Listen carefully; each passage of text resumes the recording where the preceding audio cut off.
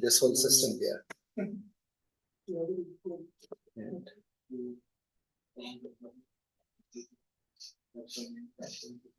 would you like to sit here, Hammad? Because then you won't have the echo problem.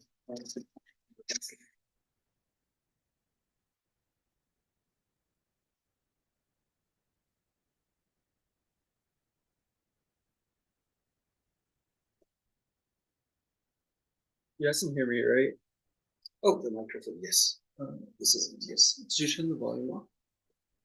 You can turn your volume off and this also off, the microphone, and then we can talk into it. We should be able to hear you. Okay, so this pipeline's pretty simple. So you start with these preferences in the beginning. There's a subject, a level, and then there's the amount of chapters, the amount of sections per chapter, and then this is the minimum and maximum length of your section body content in words. And then there's a quiz at the end of every chapter that you can specify here as well. So if anyone wants to choose like any of these. Set your min length to at least 300. We'll do 10, 5, something. What was the subject that you were listening? Okay, just take heavy hadrons in quantum chromodynamics. Meant for 10-year-olds. Co-pilot just knows.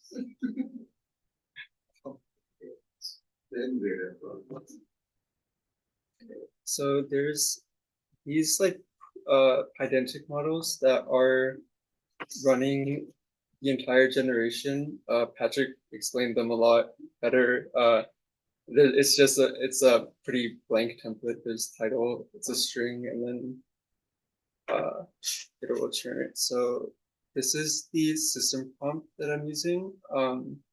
It's using CoStar, so there's the context, objective, specifications, tone, audience restrictions.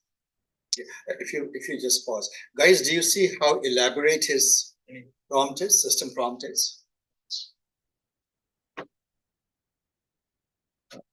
So this will generate the title. So it's, and then this is going to generate the chapter names and section names. Let me just run everything.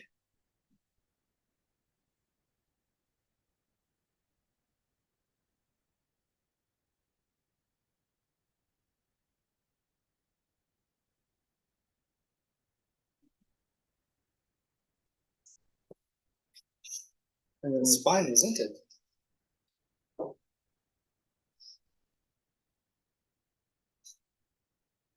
so it's finished doing so for each chapter, I query the chapter and section names at once.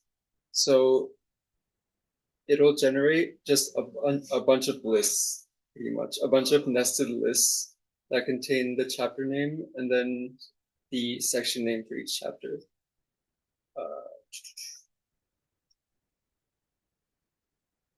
So now it's right, the body might take a bit, since it's 300 words a section. That's, yeah, 50 sections. Yeah. It's 50 separate calls, isn't it? No, 50 seconds. And you're using OpenAI? Make sure you have money in the OpenAI. Guys, what are you doing? Finish it. Where's your book? I think he's going to get that electronics. We just give it to him the first one. You know, so the thing is, when I was the intern in the company, I used to do all the work. Everybody used to just glow. So I think. That's okay. Oh, you all are suffering from senioritis. Yeah, isn't it? Oh, Senioritis. Whatever it's. he's saying that.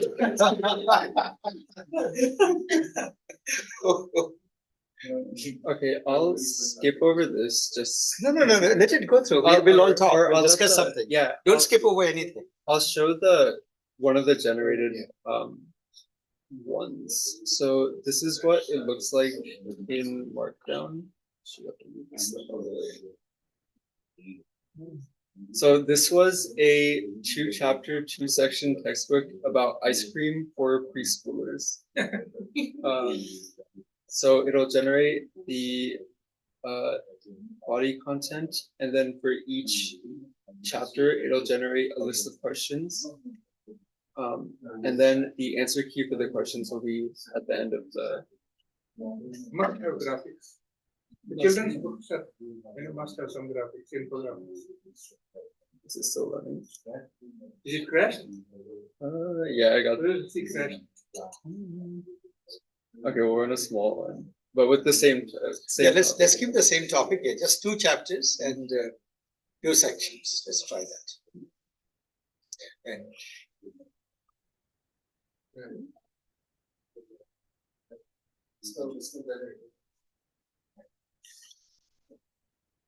Yeah, this should be a lot quicker.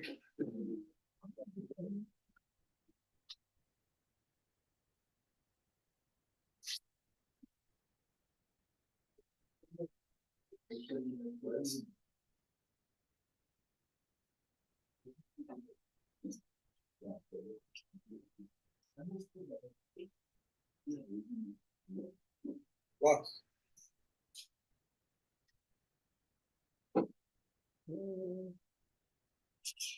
Oh, that's fine. So okay, so the PNG, I think Dolly messed up somewhere in the API. So this is the last one that got generated, but this is the textbook. Where's the text one? Markdown. You have to run build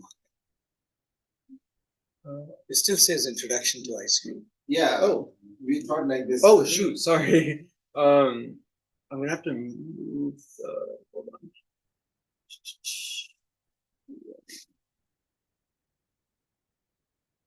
There you go. So Look at this. This is what it looks like once it's full. This is the one that just got made. Yeah. Let's look at it, guys. Does it meet the 10th grade, 10-year-old standards?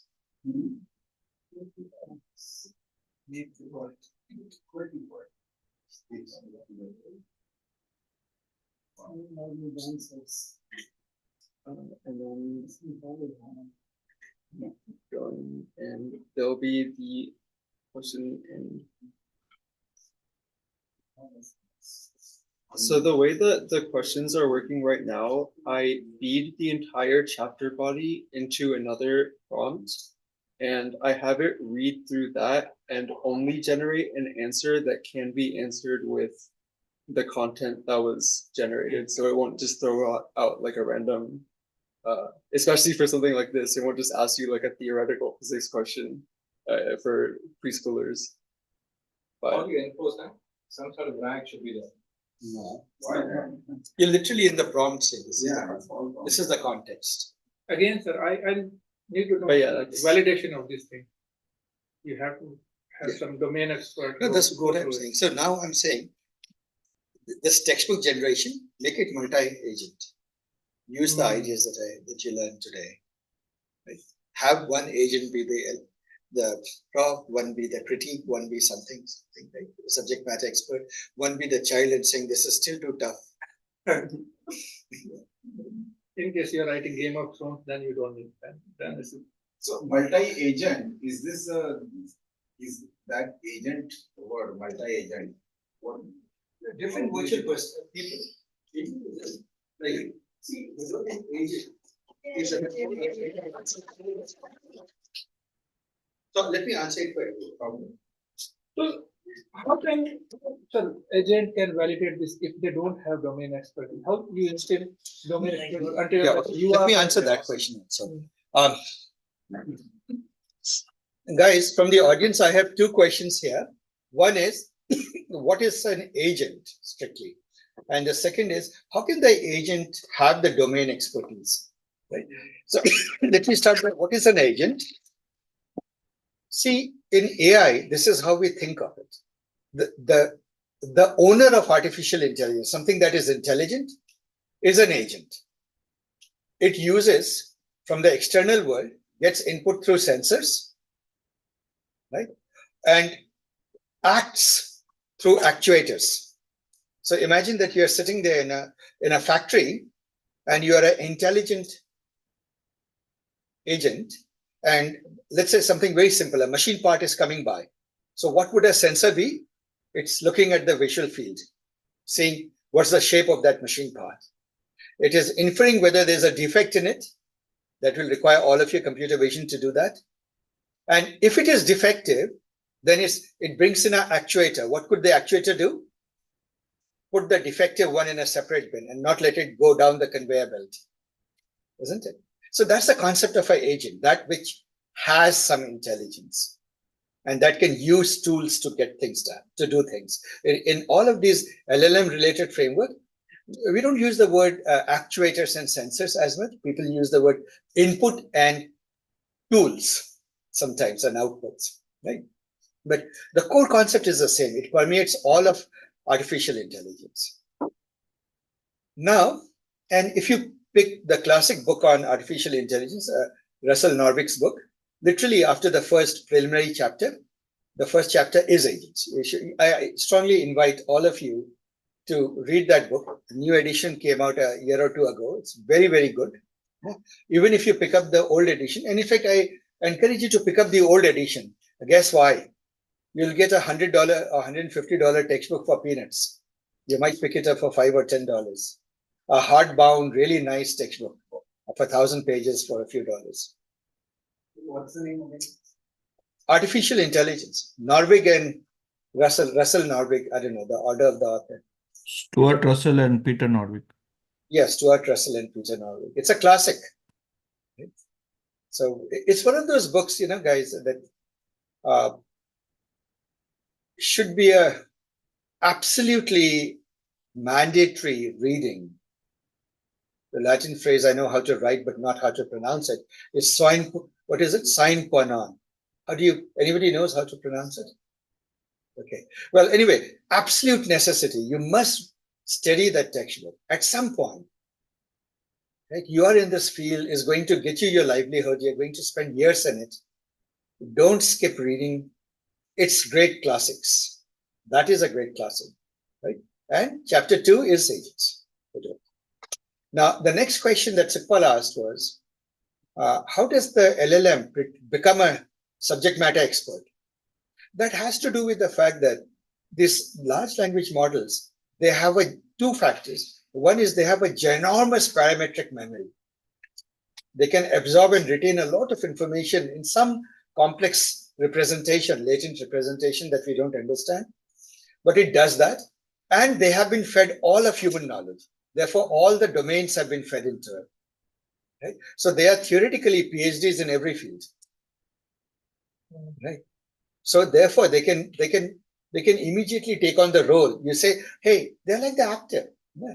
They will take on the shape of whatever you ask them to do. Yeah. So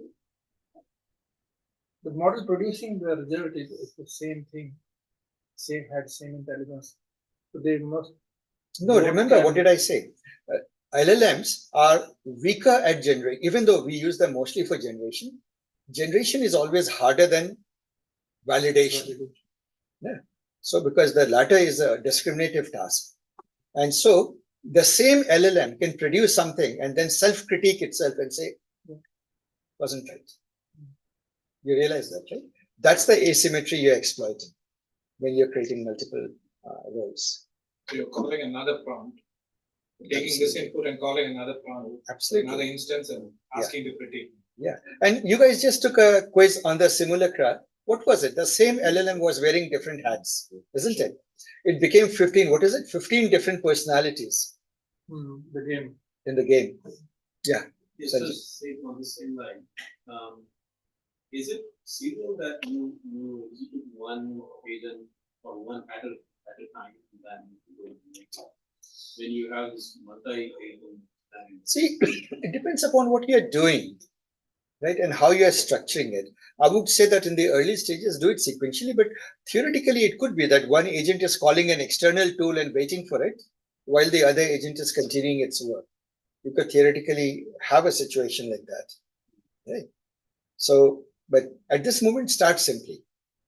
Like the problem that I've given you. See, there are two problems actually I wanted to give you, but people have been a bit slow in the uptake of the project. I think the bootcamp part of the phrase people missed out, that it's called LLM Bootcamp. We need to do things, guys, not just listen to theory and so forth. See, the same textbook, right? There's a huge scope for multi-agent playing.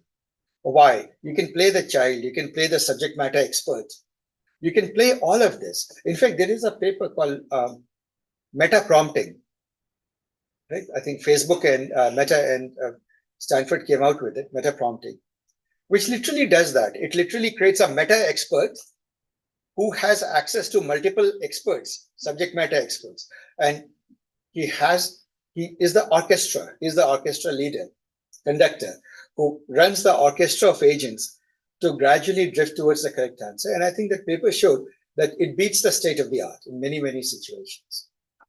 So you can take this very far, all of these things. But let's start by crawling and walking before we run. So before I go anywhere near that, AutoGen and this studio, I think you guys will love it. Use it, you'll find it useful. And if you're stuck, Patrick is the TA. Is the guru of that. So have you seen DVC? There is a DVC studio also. The DVC is a startup. Isn't it for more like image generation? I think it's for model training and so. Okay, post a link. Let us all learn about it. Post it to the bootcamp Slack channel. All right, guys. So that's all for today's sessions. Did you feel we had a productive day? So, and now the time is 3:30. You have 2 hours. Please write your textbook. As you saw, it shouldn't take that long. I can show some. Oh yeah. Yes, definitely. Please do come by. One more presenter for textbook. I can see that Apple electronic disappearing fast. 5 minutes break.